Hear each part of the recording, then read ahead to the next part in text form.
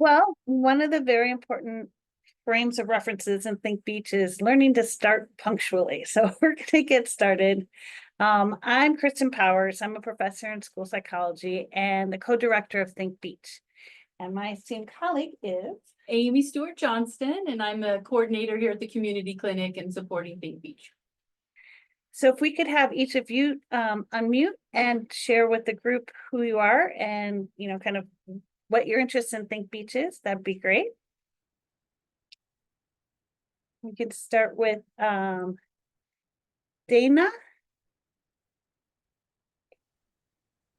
Hello, my name is Dana. Nice to meet you, Dana. Are you interested in ThinkBeach? Yes. Great, wonderful. And then we have Chanel. Did I say Hi, that? my name is Chanel Evans. Yes, you said it right. I am actually here with one of my students. Your name? Ainara.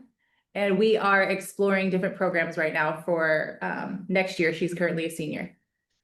Great. And Carrie, tell us a little bit about your interest in ThinkBeach. Hi, my name is Carrie Bachman. I'm at Lakewood High School at Long Beach Unified and just wanted to be able to support my students. Wonderful. So glad you're all on the Zoom. I prepared a short PowerPoint, but please feel free to stop and ask any questions as we go along. And of course, there'll be time to ask questions at the end.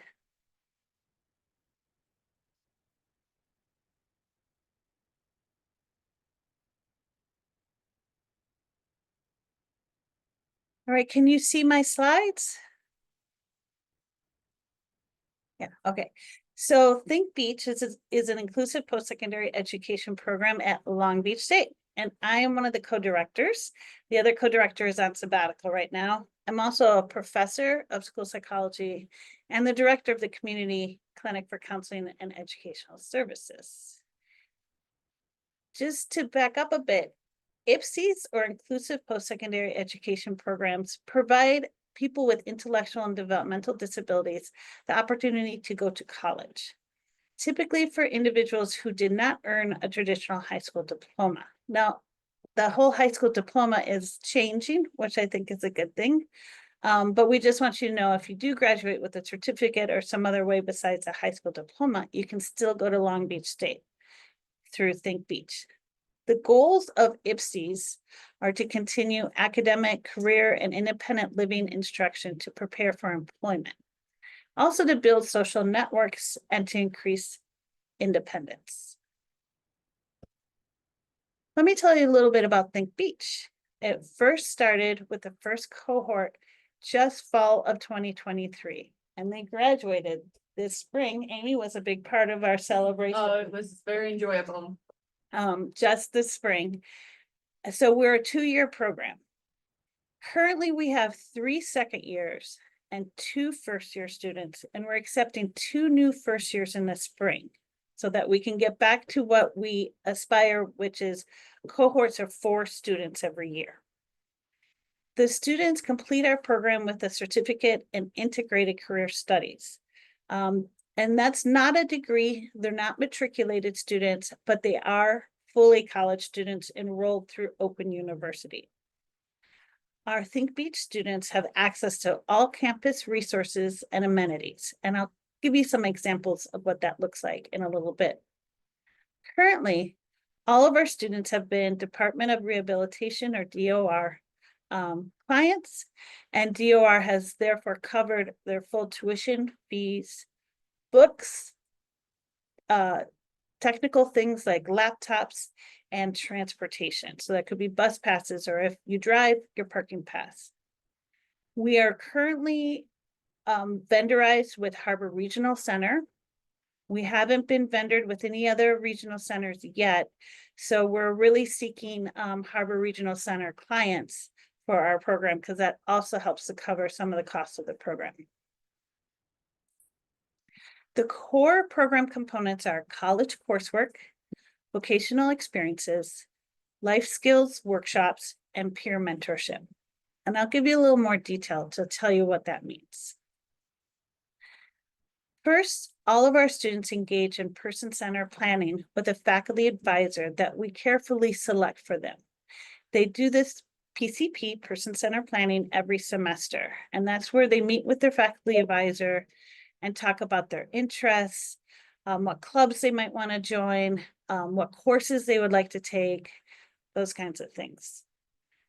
Our students take 2 classes of college courses a semester, and they may take it for a grade or non-graded or just audit the class depending on pretty much the academic demands of the task and the interests of the students. Again, the goal is not to accrue credits towards a degree, but to have that college experience of going to class, turning in assignments, even if the assignments are maybe modified, and showing up and participating. The first 2 classes in the fall we select. So it's been historically a nutrition class and a class on college and career readiness. That college and career readiness class got discontinued. So right now our first years are taking a nutrition class, which lots of freshmen take. So they're just in there with all the other freshmen, and an African-American studies class. And that's been going really well. After the first semester, again, with their person-centered planning and their faculty advisor, they select classes. Now we need to get permission from the instructors for our students to take those classes since they are enrolled through CPACE, but we handle that on our end. Our students also engage in social employment and academic peer mentoring. And this is a really big highlight of the program, is getting to spend time with other college students. And we have found over the course of these 3 years we've been running the program that real friendships do emerge, friendships that can last, beyond the length of the program. Not everyone becomes a friend with everybody else, but we build a nice cohesion and sense of community on campus. So there are individual and group peer mentoring times that are assigned and happen that same day, every day of that week. Our students also attend a weekly life skills workshop, which either myself or Dr. Sanderson, who's the other co-director, she's on sabbatical, we oversee, but graduate students deliver that content. And it's things like, what is a healthy relationship? How do you get a resume done? What's some strategies to stay safe when we're engaged with technology? In addition to and both peer mentors and ThinkBeach students attend those workshops. And in addition, our ThinkBeach students and peer mentors staff a coffee cart.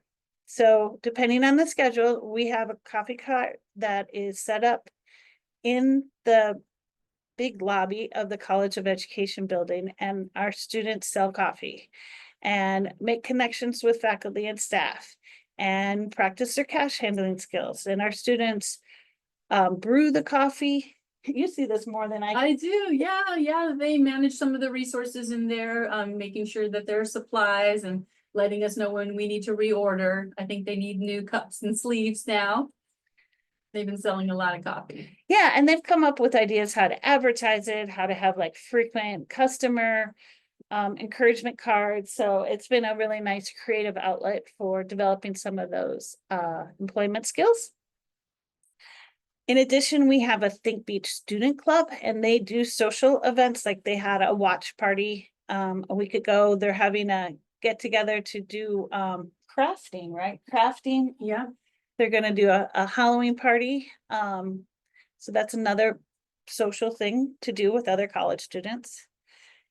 And then last, the big thing is to enjoy being a college student. So we hope that our ThinkBeach students will take advantage of the big, beautiful gym we have on campus, which has a gorgeous swimming pool, hot tub, rock climbing walls, basketball courts, every workout piece of equipment you could want. There's also sporting events. Our students go see what are they called? The dirt bags, the dirt yeah, bags. baseball. Volleyball's been a Mhm. big one. Join a club. So we had a student who joined the archery club, another one joined Ballet Folklorico. So there's hundreds of clubs on campus that our students can join, or just go have a picnic in the quad, or we decorate a golf cart every December for the golf cart parade. So there's Mhm. just lots of fun things to do on campus as a Think Beach student. And finally, our students do enjoy participating in commencement, both the College of Ed commencement, which has been held at Angel Stadium, and we do our own Think Beach graduation celebration. The core values of Think Beach are that this program is mutually beneficial. We believe that Think Beach benefits both students with and without disabilities. And I must have had 3 or 4 conversations today with college students who are just like, I've learned so much through Think Beach. It's really made me happy about the choices I've made in terms of careers I want to go into. Another core value is diversity. We see that increasing access for students with disabilities, increasing access for students from all backgrounds to college is an important core value. That's one reason we've worked really hard to make it affordable to families. Currently, families have to pay nothing because we want this to be something that if you want to go to college, we're not putting economic barriers in your way. Another core value is person-centered planning. So we really build on the strengths and interests of our students. We're not interested in remediating things. We're interested in identifying what their aspirations are and helping them to achieve them. And finally, a core value is natural supports. So supports from the peer mentors, friends, families, coworkers that come in a natural way. We're not hiring aides to watch over the Think Beach students. They're their own people, they're their own college students, they're calling the shots, they have the autonomy. Of course, we have natural supports in place for them, but it is a very college forward experience. My favorite part are some pictures. So there's some social activities. Back when the union was still here, we would go bowling and play pool. We can still play pool down the hall or down the road down Bellflower. Building friendship, the 2 in the matching t-shirts, those they have become lifelong friends. They still text each other and chat, routinely. There's one of the golf carts we put together for the parade, highlighting the sunflower on green, which is a symbol of like hidden disabilities. And we just hang out in community, and back to that mutually beneficial. We've had a number of college students who are matriculated students, who are maybe transfer students, express that becoming part of the Think Beach community has increased their own sense of belonging and friendship on campus. And then here you can also see a picture from the life skills workshop. We've done cooking lessons, nutrition lessons. I mentioned employment skills, friendship skills. Those are all some of the things we talk about in our life skill workshop. To apply, this is the link, and I could put in the chat the notes that will have this link as well. And we are accepting applications for spring. And that's kind of a unique situation having to do with, we admitted fewer in fall because again, my colleagues on sabbatical. So we're gonna supplement with 2 more students in the spring. And then we'll be admitting another cohort of 4 students for fall of 2026. So applications are pretty simple. And then 2 letters of recommendation and the latest IEP sent to our email box. If you have questions, you can email us or call the community clinic for counseling and educational services, 562-985-4534. Amy or one of our student assistants will help you as fast as possible. If not, I'll give you a call back. And finally, I just love this picture. This is our first cohort. They graduated last spring. They're off doing amazing things. Priscilla came back for our orientation and has offered to be kind of a mentor to our incoming peer mentors. So, as promised, a short but sweet overview of a lot of information. So I'm going to stop sharing and ask you what questions you have.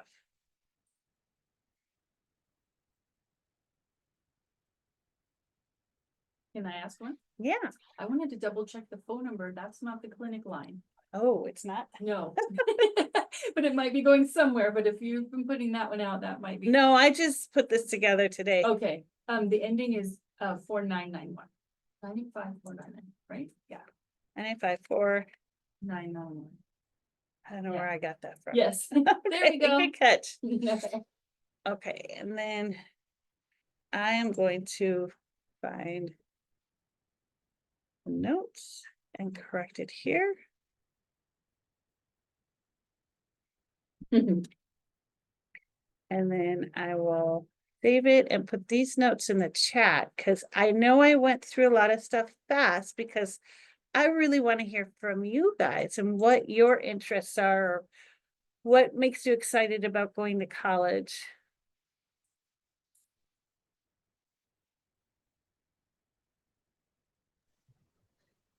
I have a question. I am Dana's mom, and I'm wondering what the age limits are. I think I've heard that it's 26. We don't have an official age limit, Oh, okay. but currently all of our students have been more in the 22 age range. Because they Okay. often complete a transition program and then come to us. We did have one student who came straight out of high school, out of senior year, so that student would be a bit younger. But yeah, we don't have a hard official age limit just because college doesn't have an age limit. Okay. So like my daughter graduated along in 2019. Obviously the program wasn't around then. So she's going to be 25 soon.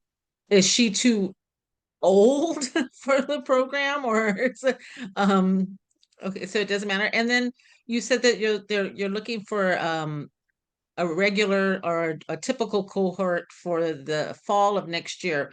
When do you have to apply for those for that semester? I think we take applications like around February. I thought it was posted February Yeah. 1st on the website before we switched that over to this current. Yeah, Yeah, I'm gonna say February 1st. Stick with that. So February 1st for the fall semester of 2026. correct. Okay. I have a question. You mentioned the Department of Rehab. Did you say that in the slides, sorry, our computer was freezing. Did you say that the tuition was paid for by the Department of Rehab? Yep. Yeah, okay. Perfect. And then you mentioned that they don't have any aids. I have a question about like navigating where the classes are and navigating the campus. Do they typically have somebody to help them navigate when the semester starts? Yes, exactly. So we have an orientation. It's kind of like a meet and greet with the peer mentors and the students, all the students, because even returning students have new classes at the beginning of every semester.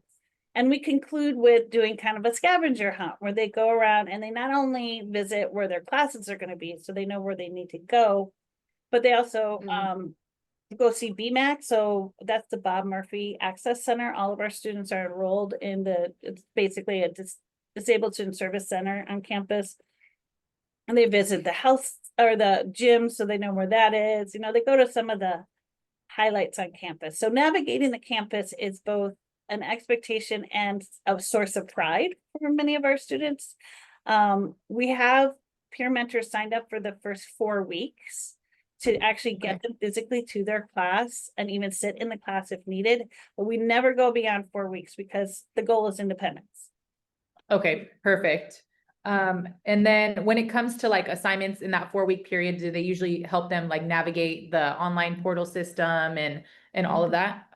Yeah, so they help them check in the Canvas, make sure they're enrolled in BMAC and, you know, kind of review what's where, and can help them even with some study skills and some time management. But the goal is not for the peer mentors to like tutor them per se or get them to pass classes. If the class has, I guess, yeah, I think, I was gonna say if the class has like really rigorous reading. sorry, I think my question was more centered around like the navigation. So Okay. navigating campus, navigating the website, navigating communication with her professors, like the assistance on doing those things.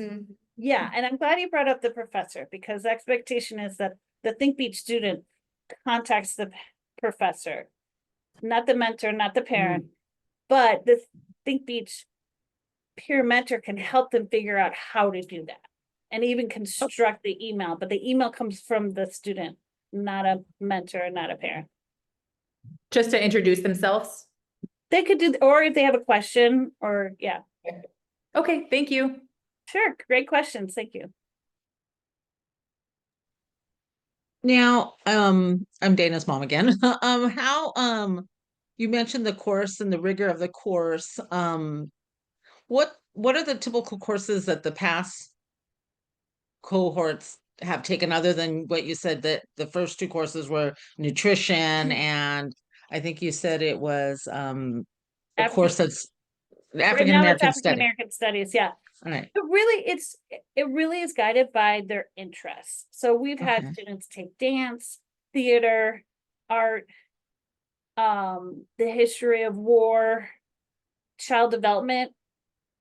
Those are some that come to mind. Communications. So we kind of sit down and look at what makes sense. Now, as I mentioned, some of those classes may have heavier content and heavier reading requirements. And we know because of the intellectual disability, that would be difficult. So we either the professor makes major accommodations, or we just switch the students to audit. Because again, it's not about writing a 32-page term paper. It's about showing up and turning in something that is, an accommodation for them that's equivalent. So it's not like they haven't like they have to pass, a math course or an English course. They basically choose what sparks their interest. Correct, Okay. correct. And There's so, no and GE that's through the whole, I'm sorry, go ahead. there's no GE requirement because there's no building to a degree. Okay.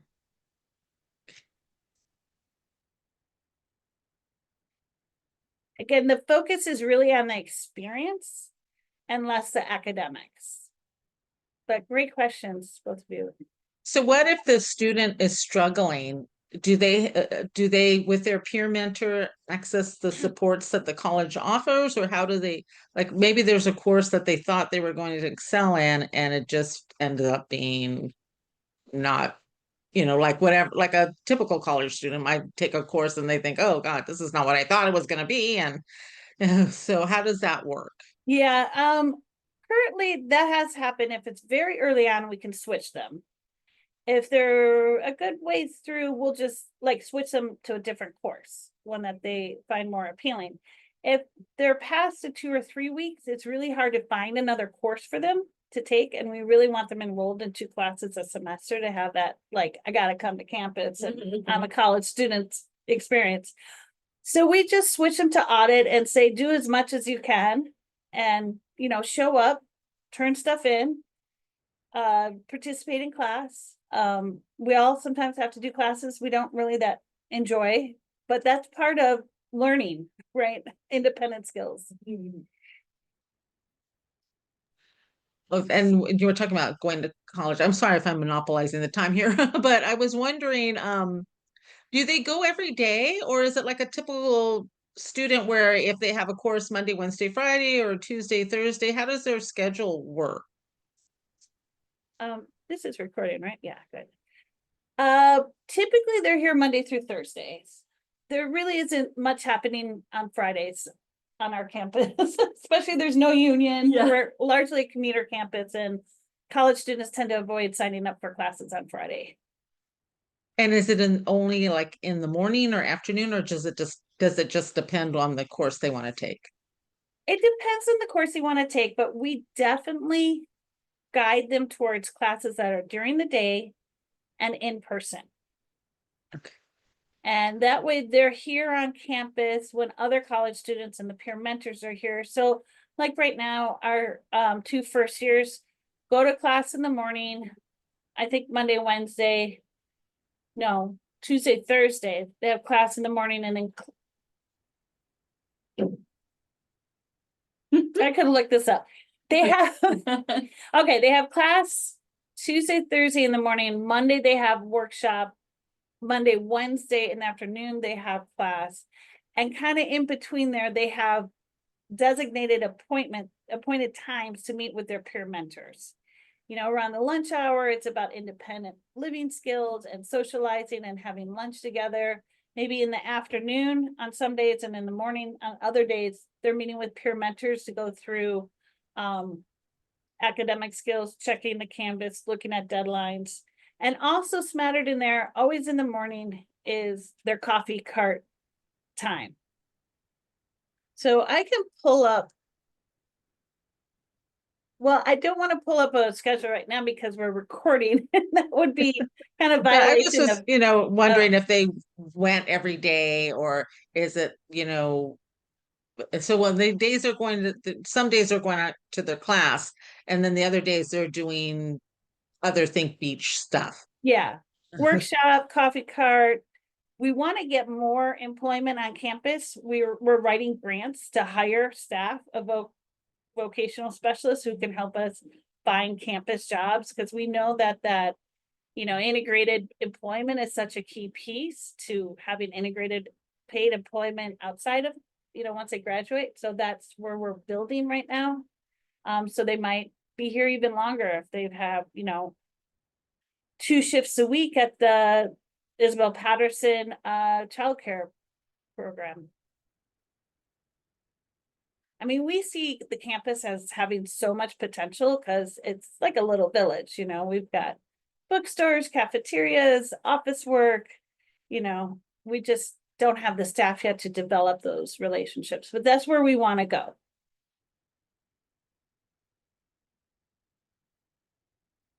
I see the students very busy. They come through MySpace a lot and check in, which has been really great for me. But they feel busy. They're kind of walking one end of campus to another, and I think Yeah. they keep themselves pretty busy during those time frames. Yeah, I mean, when they have downtime, they could be working on homework, you know, assignments. They could go visit the art museum. They could go work out at the gym. So we really encourage them to be here and be present during the day, Monday through Thursday. But like all other college students, they have different start times and end times, and you know, it's college. It's not high school. It's not transition. But great questions, everyone.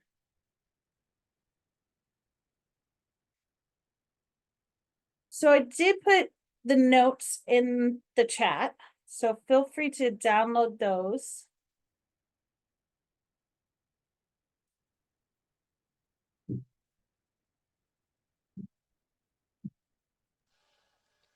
Thank you. This is really informative. I'm excited. I want a number of our students are, I'm like, oh, this is lovely. And we have a student assistant named Mia who maybe has already been in touch, and she can come out to Lakewood High and talk to your students. Chanel, what school are you at? We're at a charter school in Los Angeles. Okay. So in LA, I think we're at the campus though. what's that? We're actually thinking about coming to the campus within the next month, just so that she can get an idea of you know, the environment there. Yeah. Let us know. Another idea too, I'm just to be transparent, is we're not the only inclusive post-secondary education program in town. CSUN has one as well. Okay, I think also we were gonna go to Cal State LA also, because I believe they have one, or UCLA. And UCLA has one. something. Yeah, UCLA has has something. one, Yeah. Yes. Yeah, so we actually are scheduled to go see UCLA also. Yeah, I would recommend looking at CSUN as well. Yes, I actually didn't know about CSUN, so thank you so much. Okay. Yeah, I mean, I've been working with Cal States across this great state. And this is our goal, is for students to have choices, right? To pick and choose which IPSI they want to go to based on what they like about the program and what they want out of the college experience. Now, you had mentioned about Harbor Regional Center funding part of it. Is that just something that you work with the service coordinator on, or and they determine how much they're going to fund, or how does that work? I mean, what has been your experience, I should say? Remember we're being We were recorded. Do they seem really receptive to, They are, they I are. know, kind of- obviously private pay is always welcome. Yeah, yes, we'll take anyone's private pay. To sustain the staffing we want to build out to, we're gonna need to get reimbursed for the direct services, the peer mentoring and the workshops and stuff from Regional Mhm. Center. And so I would say everyone I've met at Regional Center is excited and enthused about the program. It's just, it's a lot of red tape. And so we're still navigating that, but that's why I'm reluctant to accept students from other regional centers because I think I would have to start all that red tape over again. I don't know. It's something I'm still learning about. Thank you, Chanel. But for now, we're so small and we know there's enough people in the Harbor Regional Catchment Center for us to target. Okay. And then she could also register with DOR and get funding that way as well. Well, remember, DOR pays for the students' tuition and books and transportation. It doesn't fund much of the actual cost of the program. Well, So, what is, if somebody was private paying, what would be the estimated cost per semester? Is great it question. $41.90? Is it that I would 4,000? say to cover what DOR pays just in tuition and fees, is, I have that on my side. It's $4,190 a semester. Uh-huh. And then we're still working out what the direct service fee would be for private pay. We're going to see what it works out with Regional Center, and then we'll know. Okay, so Okay. it's, I don't even know, like 2,000 a month or something like that for the direct Okay. service, which we have been funding from these other grants that we received. We had a pretty good grant from DDS, and then we Mhm. also got a chancellor grant. But we need to set up this funding revenue. And that's a great question. So if you're not going to do Regional Center, what's out of pocket expense? And yeah, college costs money, right? Right. Okay. All right. Well, thanks. Well, that's at least a good starting point. And then now, do they have summers off like a Yes. typical student? Okay. Same, yeah, winters too. They Okay. they come before the semester begins in August to do an orientation. Mhm. And actually the parent or somebody from the family comes as well, so we go more in depth into the program. But yeah, we pretty much follow the traditional schedule. I know that the program is new. I'm sorry I'm asking all these questions. No, I appreciate it. We're recording it, so it'll be Okay. very useful for whoever watches this down the road. I'm wondering, and I know the program is new, but have there been students that just didn't make the transition into independence? And it didn't seem like they were going to be able to finish the program because it's 2 years, right? Yeah. So they go 4 consecutive semesters, right? Correct. Okay. So have you seen that, or does everybody work really hard to make sure they succeed?